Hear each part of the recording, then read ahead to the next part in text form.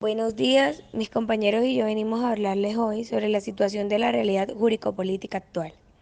Mi grupo está conformado por Yuriliana Toro Villegas, Juliana María Meléndez Hernández, Juan David Torres Castro y quien les habla María Gabriela Gómez Quintero.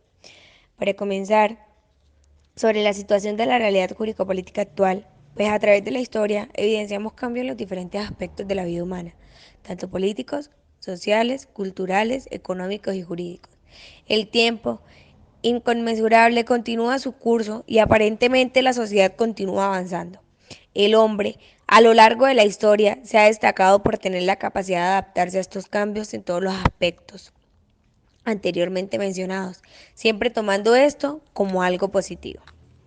Siempre nos hacemos una pregunta y es, ¿cómo medir realmente lo positivo de estos avances? Pues es muy complicado, ya que la comprensión de la mente pues supera lo simple, donde lo conocido es finito y lo desconocido es infinito.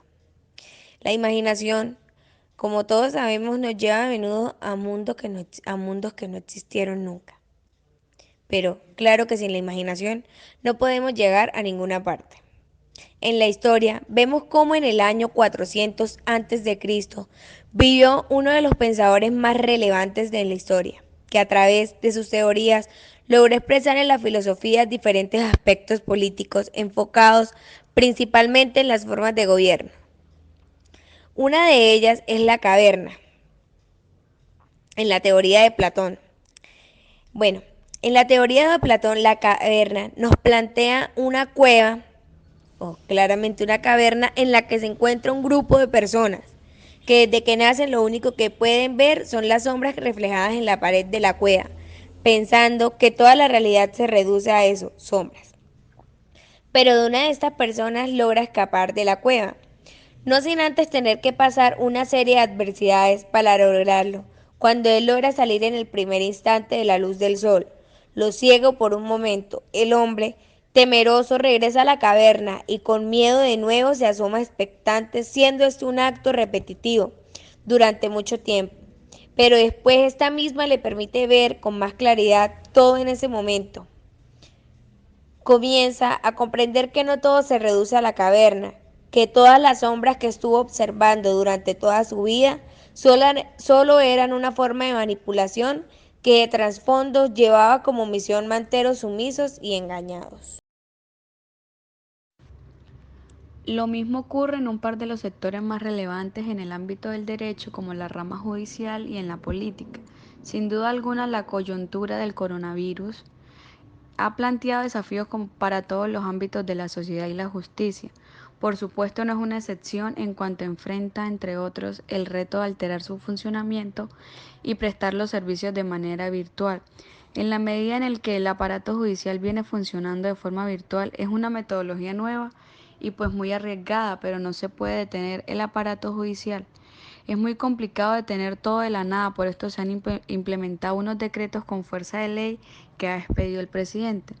Con respecto al estado de alarma y la situación de crisis sanitaria ocasionada por el COVID-19 han obligado a las diferentes instituciones a tomar medidas de prevención, con el objetivo de disminuir el impacto de la pandemia, pues organismos judiciales e instituciones de control y vigilancia en el país han anunciado diferentes acciones para contribuir a frenar la actual situación de salubridad.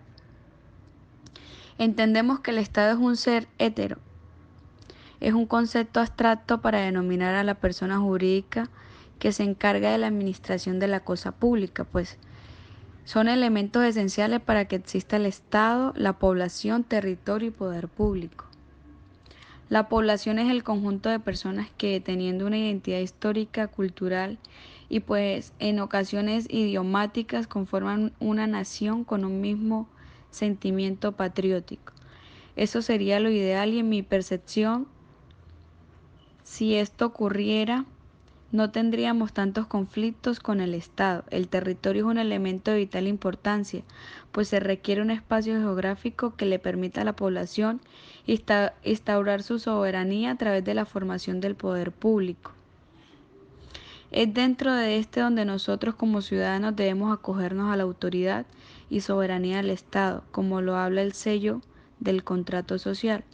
El poder público o soberanía es un concepto que nos permite entender que el pueblo como ente de autoridad primario crea en la Constitución los órganos estables necesarios para que la autoridad haga la ley, ejecuten la ley y juzguen de conformidad con la ley, además de otros organismos necesarios para la prestación de los servicios a su cargo. Asimismo, se limita también el ejercicio de la coacción para hacer efectivo el derecho y solo permite que las autoridades hagan lo que está establecido en la ley. En muchas ocasiones escuchamos que nuestra Constitución es muy garantista, pero realmente no compartimos este pensamiento en la historia de la responsabilidad del Estado. Partiendo de las diferentes teorías naturalistas, encontramos un sentido histórico en el cual la figura del Estado es un amparo. En diferentes manifestaciones para el Estado, en nuestro país encontramos un sinnúmero de casos en los cuales el aparato judicial se encuentra congestionado por la cantidad de procesos que se adelanta contra el Estado en sus diferentes formas. Los conflictos de competencia que surjan por la complejidad del Estado contemporáneo serán resueltos teniendo en cuenta que el único sentido de la experiencia de los órganos a los que se refiere atribuir determinadas funciones en el ejercicio de la función pública es la realización íntegra. Sin embargo, en el marco de la situación sanitaria, el Gobierno Nacional podrá tomar cualquier medida que considere necesaria para superar las causas y consecuencias de la emergencia. En consecuencia, se cancelan las audiencias de no tanta relevancia, con ocasión de las medidas de protección y prevención del contagio de este virus. El Consejo Superior de la Judicatura informó que de la medida de suspensión de términos se exceptúan los despachos que cumplen funciones de control de garantías, las tutelas y los despachos penales que tuvieran audiencias programadas con personas privadas de la libertad. En este último caso, las audiencias deberán hacerse de forma virtual. Dicho brevemente, a lo primero que debe preocupar son las consecuencias sanitarias que están siendo graves e incluso mortales, no solo en el aspecto jurídico, no olvidemos también las consecuencias económicas, sociales y políticas que a medio o a largo plazo se pueden dar, ya que estas van a perdurar en todo el tiempo y modificar pensamientos, actitudes y formas de entender el mundo. No obstante, se debe ser resilientes como sociedad. Una pandemia no conoce de fronteras formales o jurídicas y requiere por ende de una actuación coordinada entre el Estado y sus ciudadanos como sociedad organizada, porque las amenazas a las que se enfrenta el mundo en este momento son realmente serias y probablemente haya cambios en el sistema jurídico que ya conocemos. No podemos asegurar que todo pronto regrese a la normalidad, pero hay otro decreto que está dando mucho de qué hablar, el de los beneficiarios de la excarcelación, que serán los mayores de 60 años, madres gestantes y lactantes o con hijos menores de edad, dentro de los establecimientos penitenciarios, personas que padezcan enfermedades graves o en condición de discapacidad, condenadas o que tuvieran medidas de aseguramiento de detención preventiva en establecimientos penitenciarios y de delitos culposos, así como quienes hayan sido condenados a penas menores de 5 años, que hayan cumplido el 40% de la pena. No serán beneficiadas por personas con delitos de lesa humanidad, delitos cometidos contra niños y niñas y adolescentes, especialmente sexuales, corrupción, terrorismo, narcotráfico, entre otros, y personas que hayan acogido a la justicia transicional.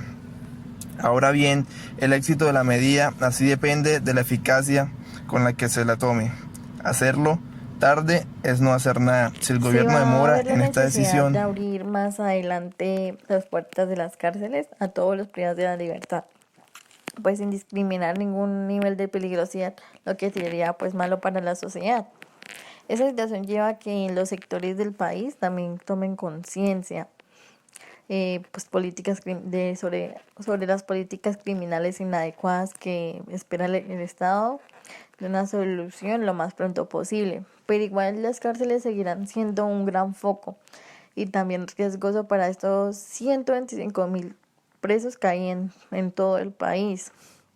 Entonces lo único que queda es tener paciencia de que la solución no vaya a convertirse como en un mal más grave. Por un lado vemos también al Congreso, que son los que crean nuestras leyes. Al igual que la rama judicial, tienen que tomar medidas de forma inmediata para poder garantizar su control político por parte del Congreso. El presidente Iván Duque pues está preparando por la crisis del déficit del gasto público. También una crisis que también está afectando mucho es el petróleo. Definitivamente no nos vamos a ver muy afectados con el tema del petróleo, pero aún está en proceso la alternativa que nos sirva como para poder recuperar el mal momento que no solo pasa a Colombia, sino en todo el mundo. Vendrán más grandes consecuencias por la alta tasa de desempleo que hay, pero la rama ejecutiva se va a encargar de que se cumpla la ley mediante estos casos. Los actos administrativos quedan órdenes, se imponen multas para hacerse cumplir el orden del presidente, ministros, jueces y más autoridades que se conoce como una especie de policía administrativa. Eso está centralizado y descentralizado por servicios y territorios. Se integra el presidente, que es el representante del país ante la comunidad internacional, que es el jefe de gobierno de primera autoridad administrativa de la República. Y los jefes de departamentos administrativos también integran gobiernos departamentales y municipales, como son los alcaldes y los gobernadores.